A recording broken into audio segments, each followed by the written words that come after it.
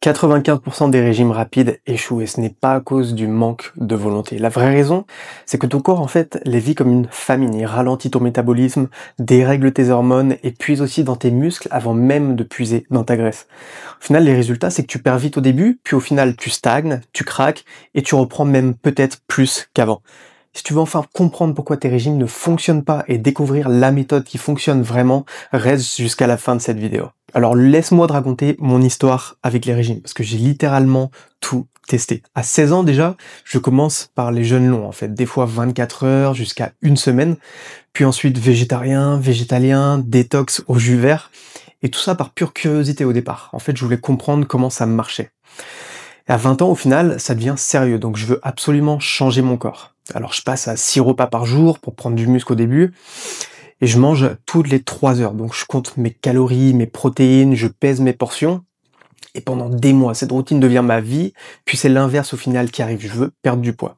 Donc à ce moment-là, je fais le paléo, la diète cétogène, le carnivore, et chaque régime pendant 1 an au complet depuis le départ. Donc je me lance à fond dans chacun. Et tu sais quoi, sur les derniers, ceux pour la perte de poids, c'était toujours la même histoire qui se répétait. Donc je perdais 2 à 3 kilos au départ, parfois même 4 ou 5 la première semaine, donc de l'eau, etc. J'étais super motivé, donc je me sentais fort, j'avais l'impression que cette fois ça allait être la bonne et que j'allais tout perdre le poids que je voulais, donc j'allais vraiment avoir le physique que je désirais.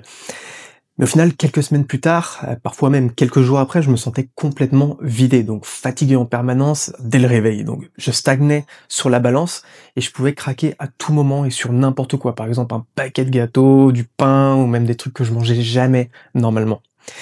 Et le pire, en fait, c'est pas l'arrêt du régime en lui-même, c'est ce sentiment d'échec personnel que tu ressens après surtout. Et tu te dis que t'es pas assez fort, en fait, que t'as pas assez de volonté.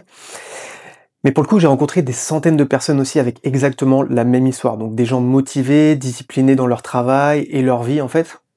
Et c'est là que j'ai compris quelque chose d'important. Ton corps n'est pas une machine à calculer les calories en fait. C'est une machine de guerre contre la famine dès le départ. Il a été programmé pendant des millions d'années, si tu veux, pour survivre aux périodes sans nourriture. Et en fait, quand tu fais un régime qui est trop restrictif, ton corps commence à paniquer. Il comprend pas pourquoi en fait tu veux juste perdre du poids. Pour lui, c'est la famine qui survient et il active alors ces 3 mécanismes de défense qui sont un peu cachés qu'on comprend pas d'habitude. Premier mécanisme, en fait, il ralentit ton métabolisme. Imagine que tu brûles normalement 2000 calories par jour. En régime strict, ton corps peut descendre à 1400 calories, même moins, donc ça dépend. C'est comme si ton moteur passait en mode économie d'énergie. Donc t'as moins d'énergie, tu bouges moins, t'as froid plus souvent.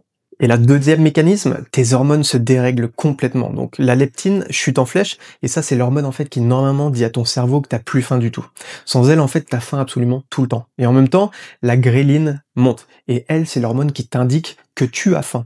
Donc en fait, elle te fait penser à manger en permanence, et tu deviens obsédé par la nourriture. Le troisième mécanisme, ton corps puise dans tes muscles avant même ta graisse. Pourquoi? Parce qu'en fait, le muscle coûte plus cher en énergie. Ton corps préfère supprimer ton muscle pour économiser ses réserves de graisse. Il garde la graisse en fait pour pouvoir s'en servir plus tard. Donc en fait, plus tu forces avec des régimes stricts, et plus ton corps résiste. Et c'est là en fait que c'est un cercle vicieux. Tu perds du muscle et également de l'eau au tout début, comme je disais. Puis au final, ton métabolisme ralentit, ensuite tu stagnes et tu finis par craquer. Et en final, ton corps reprend potentiellement encore plus de graisse qu'avant. Et la solution à ça, en fait, c'est travailler avec ton corps et pas contre lui. Donc créer un déficit, en fait, qui va être léger, que ton corps accepte et sans panique. Donc protéger, en fait, ton métabolisme et tes muscles, construire, en fait, un mode de vie tenable sur le long terme, c'est le plus important. La vraie stratégie durable commence par changer ton approche mentale à travers ça. Et en fait, comment faire concrètement pour éviter ce piège? Alors la transformation durable commence par une question toute simple en fait. Pose-toi cette question maintenant. Est-ce que ce que tu fais aujourd'hui en fait, tu peux le tenir 6 mois ou encore 1 an? Et là, si tu te dis que la réponse est non, simplifie immédiatement. Commence par une seule habitude tenable, ajoute des protéines à chaque repas par exemple, ou encore bois un grand verre d'eau avant de manger. Fais l'inverse des régimes classiques. Au lieu de supprimer plein de choses, ajoute une bonne habitude, laisse-la remplacer les mauvaises naturellement. Demain, on attaque l'erreur numéro 2, négliger ton métabolisme. Si tu as l'impression que ton corps brûle moins qu'avant, que tu es plus fatigué ou encore que tu prends même du poids plus facilement qu'avant, c'est pas dû à ton âge. C'est à cause de ton métabolisme qui peut être cassé. Je te dis tout ça demain, on se retrouve demain. Ciao!